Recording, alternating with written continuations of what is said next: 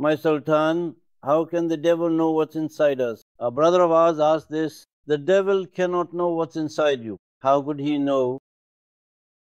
He is only close to you. Allah Almighty says He moves within you as blood circulates in your veins.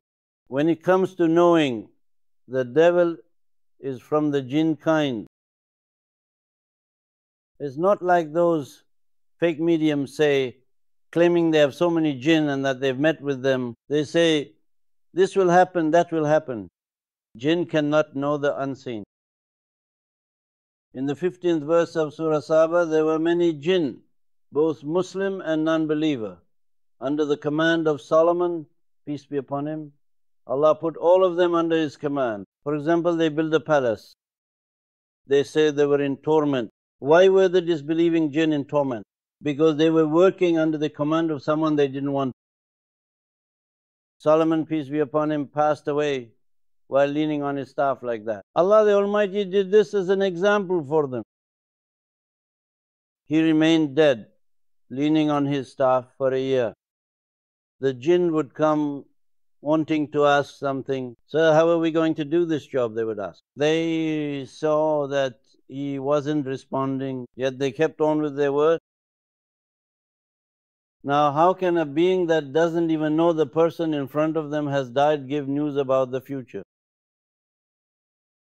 Right? That's the example I'm giving. For example, Hazrat Muhyiddin Arabi says, whoever claims to have a jinn is the biggest liar. No one can possess a jinn. He says, at best, the jinn will just play with him like a toy. Isn't that so? I'm always giving example. Now, it's Mehmet Hoka's turn. May Allah keep him safe. He's hosting a program on Aqeed, the medium Mumish. Years ago, one day he made a statement like this. Today he says, we consulted with the jinn all night until morning. He says, this year, Fenerbahce will be the champion. That year, Fenerbahce finished 5th. That's what the jinn's consultation gets you. They can't know what's inside, but they mislead you, whispering in your ear. Here you are, speaking the truth, but it doesn't suit us, it doesn't fit our desires.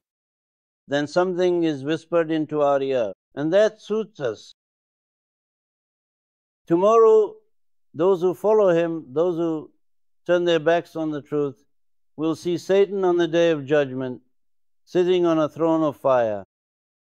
They'll say, oh, you did this to us, you did that, you deceived us.